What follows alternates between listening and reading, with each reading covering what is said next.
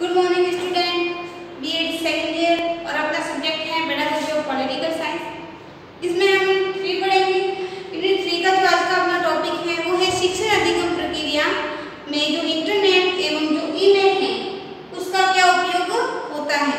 कल हमने पढ़ा था इसी के संदर्भ में विचारों का जो विनिमय है, किस प्रकार से चैटिंग कार्य करते हैं, उसके लिए क्या वो संसाधन उपकरण होते हैं, वो एक शिक्षक के लिए वो किस प्रकार से महत्वपूर्ण होते हैं, इसके बारे में पढ़ा था। आज हम इसी के जो टॉपिक है उसका सेकंड पार्ट है जिसका नाम है शिक्षण अधिगम प्रक्रिया में इंटरनेट एवं ईमेल का उपयोग।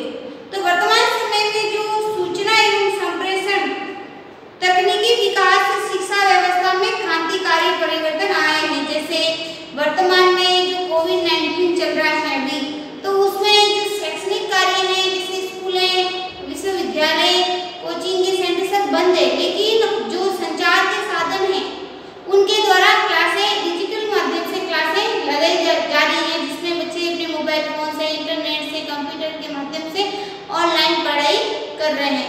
तो यही क्रांति है, ये वर्तमान जो भारत की जीवन शैली है उसमें अभूतपूर्व परिवर्तन लाते हैं।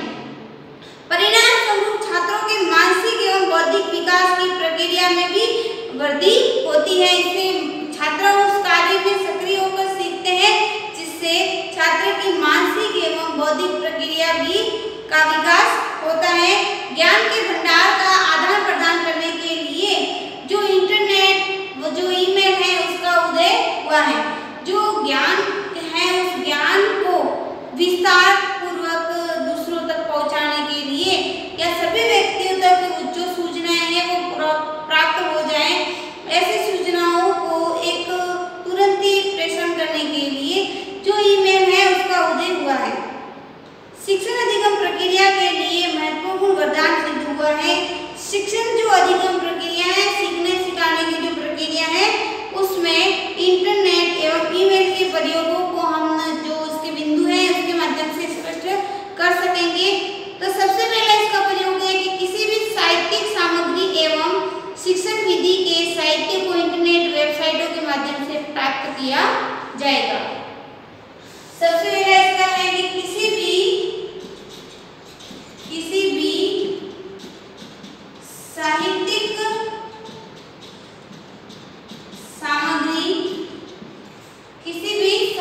सामग्री एवं शिक्षण विधि के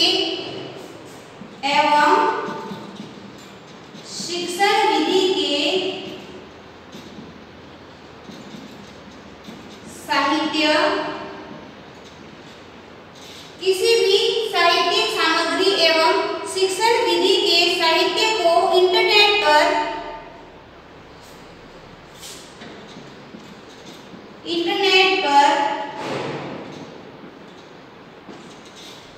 वेबसाइटों के माध्यम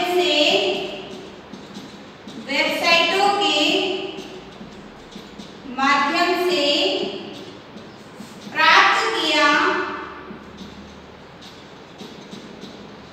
जा सकता है।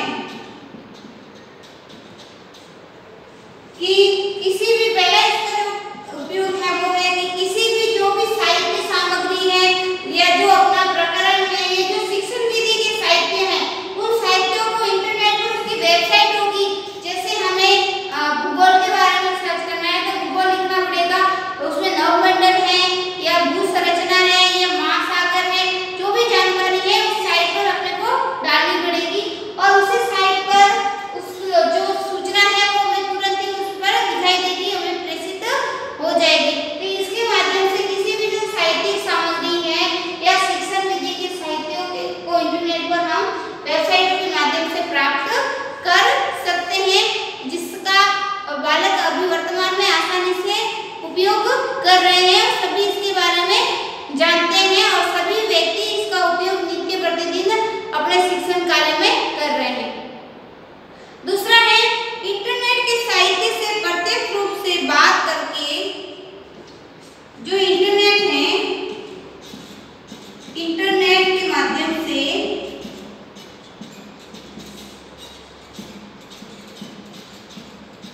प्रत्यक्ष रूप से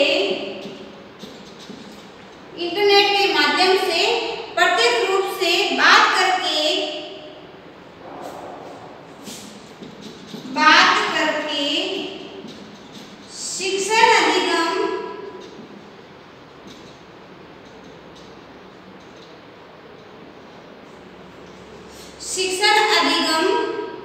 प्रक्रिया को प्रभावी एवं सार्थक बनाया जा सकता है। शिक्षण अधिगम प्रक्रिया को प्रभावी एवं सार्थक बनाया जा सकता है। दूसरा इसका उपयोग है कि इंटरनेट के माध्यम से प्रत्यक्ष रूप से बात करके, जैसे हमें किसी सब्जेक्ट के बारे में समझ में नहीं आ रहा है या किसी शिक्षण सामग्री को हम समझ नहीं पा रहे हैं, तो उस विशेषज्ञ से हम ऑनलाइन वार्ता करते हैं। उस प्रक्रिया में जो उसको ज्ञान मिलेगा वो प्रक्रिया प्रभावी एवं सार्थक बनाई जा सकेगी। उसके माध्यम से हम एक दूसरे से कनेक्ट रहेंगे और अपनी बातों को रख सकते हैं। तो वो जो शिक्षण कार्य होगा वो प्रभावी बनेगा, कि उसका प्रभाव पड़ेगा, कि व्यक्ति उसमें अपना सक्रिय होकर भाग लेगा कि नहीं, जो संबंधित व्यक्ति है वो क्या कह रहा है, तो उसका मस्तिष्क उसी टॉपिक के बारे में फोकस रहेगा, उसी सब्जेक्ट के अंदर रहेगा। तो जो ये शिक्षण प्रक्रिया है, ऑनलाइन शिक्षण प्रक्रिया, इसके माध्यम से जो शिक्षण कार्य करवाता है वो प्रभावी बनता है और वास्तविक सार्थक होता है। तीसरा है इंटरनेट के माध्यम से शिक्षण अधिगम संबंधी समस्याओं के समाधान के लिए विश्व के किसी भी विद्वान से संपर्क स्थापित किया जाएगा। इसमें हम लिखते हैं किसी भी समस्या का, किसी भी शिक्षण समस्या का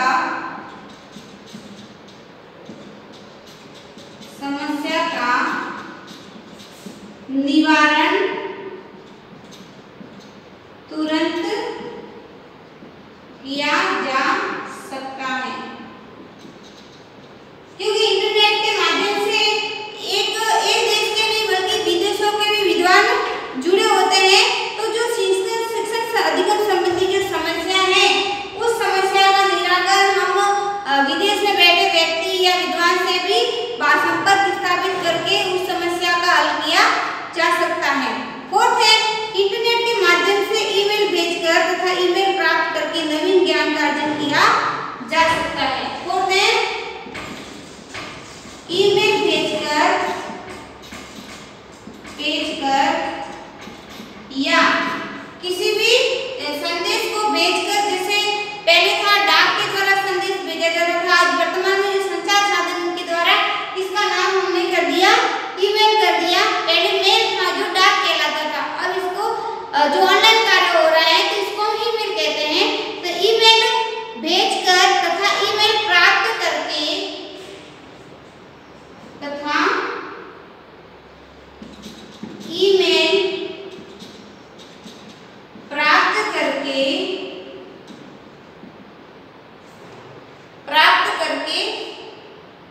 नवीन ज्ञान का अर्जन किया जा सकता है। नवीन ज्ञान का अर्जन किया जा सकता है। पहले से जैसे हम मैसेज भेजते हैं, इसे इंटरनेट के माध्यम से हम किसी व्यक्ति को अपने शिक्षण अधिगम संबंधी समस्या है तो उसको टाइप करके दूसरे व्यक्ति का जो ईमेल एड्रेस होता है, जैसे डाक में जो एड्रेस लिखते हैं वैसे ही व्यक्ति का जो एड्रेस होगा, जो ऑनलाइन एड्रेस होगा जिसको हम ईमेल एड्रेस के नाम से जानते हैं, तो उस ईमेल एड्रेस पर जो अपनी समस्या है वो भेजते हैं और वापस वो व्यक्ति उस समस्या को पढ़ेगा, अपनी जो शब्द जो हमने लिखा है उसको पढ़ेगा और वापस वो मेल हमें भेजेगा। इस प्रकार की प्रक्रिया में हमें नवीन ज्ञान का अर्जन मिलता है कि उसके विचारों को भी हम अपना रहे हैं, अपने विचारों को उसको प्रेषित कर रहे हैं। फिफ्थ है इंटरनेट के माध्यम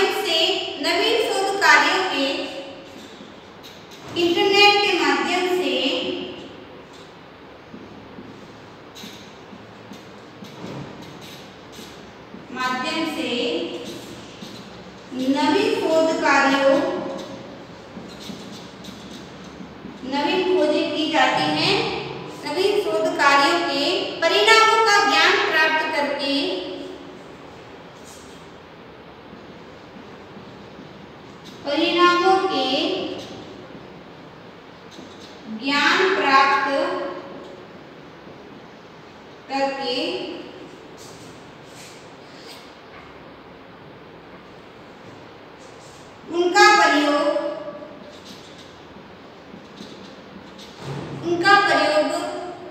शिक्षण अधिगम सामग्री में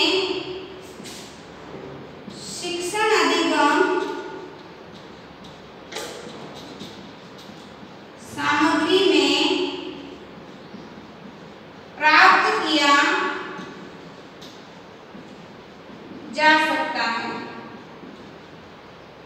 जैसे इंटरनेट के माध्यम से कोई नवीन शिक्षण विधि पढ़ा रहे हैं, जैसे कोई कुशाग्र बुद्धि का बालक है, वो बालक कक्षा के अंदर पढ़ाई में ध्यान नहीं देता, तो उसके द्वारा हम इंटरनेट पर उस वेबसाइट पर सर्च करेंगे कि ऐसे बालकों को किस प्रकार से पढ़ाया जाए, तो उससे संबंधित जो विशेषज्ञ होंगे वो अलग अलग अपनी राय देंगे, तो उसमें अपन नवीन कार्य करेंगे। उसके परिणाम के आधार पर हम फिर उस बालक को अपने कक्षा में जैसे वो पढ़ाते हैं वैसे हम पढ़ाने का प्रयास करेंगे। तो इस कार्य में जो नवीन शोध कार्य में उसका परिणाम ज्ञात करने के लिए हम अपने शिक्षण प्रक्रिया में उस कार्य या उस शिक्षण विधि का प्रयोग करते हैं, जिससे शिक्षण कार्य प्रभावी बनेगा, रुचिपूर्ण भी बनेगा। शिक्षण अधिगम प्रक्रिया को प्रभावी बनाने के लिए इंटरनेट के माध्यम से विश्व स्तरीय आंकड़ों को प्राप्त किया जाएगा। इसमें शॉर्ट लिख देते हैं, विश्व स्तरीय आंकड़ों को प्राप्त आसानी से किया जा सकता है। विश्व स्तरीय आंकड़ों को आसानी से प्राप्त किया जा सकता है, क्योंकि इंटरनेट का प्रयोग करके हम शिक्षण अधिगम प्रक्रिया में बनाते हैं या प्रयोग करते हैं, तो इसके माध्यम से जो विश्व स्तरीय आंकड़े हैं उसको आसानी से प्राप्त किया जाएगा कि हमारे भारत में शिक्षा दर की वृद्धि कैसी है, दूसरे देशों में कैसी है। इस प्रकार की जो उनकी गुणात्मक आंकड़े हैं उनको प्राप्त कर सकते हैं, और जो कि शिक्षण अधिगम प्रक्रिया को प्रभावी व रुचिपूर्ण बनाने के लिए महत्वपूर्ण होते हैं। और 7 है, इंटरनेट के माध्यम से नवीन शैक्षिक तकनीकी का ज्ञान। 7 है, इंटरनेट के माध्यम से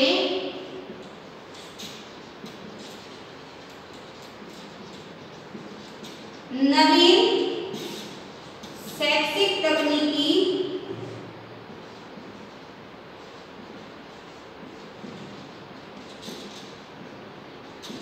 इंटरनेट के माध्यम से नवीन शैक्षिक तकनीकी का ज्ञान करके उसको छात्रों के शिक्षण में प्रयोग किया, ज्ञान करके उसको छात्रों के शिक्षण में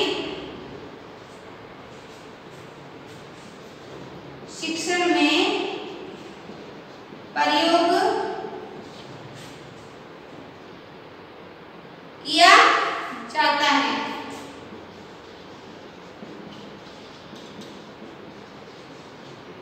इस शिक्षण इंटरनेट के माध्यम से जो शिक्षण अधिगम प्रक्रिया है उसमें जो नवीन शैक्षणिक तकनीकी आई है उनका ज्ञान पहले शिक्षक करेगा और वही ज्ञान छात्रों को अपने शिक्षण प्रयोग कार्य में करवाता है, जिससे जो उनका ज्ञान है वो स्थायी भी बनेगा और अधिगम में बालक रुचि लेंगे, सीखने में रुचि लेंगे। जैसे विज्ञान विषय के अंदर हम कोई प्रैक्टिकल कार्य करते हैं या जो पॉलिटिकल है उसके अंदर कोई प्रदर्शनी मॉडल वगैरह का आयोजन करते हैं।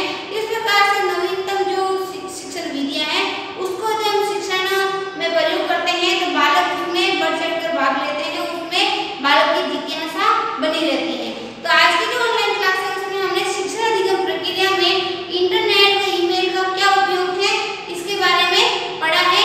आपको कुछ भी समझ में नहीं आए तो आप मुझे पूछ सकते हो, तब हम इसी के जो नेक्स्ट टॉपिक है उसके बारे में पढ़ेंगे। आज के लिए इतना ही, धन्यवाद।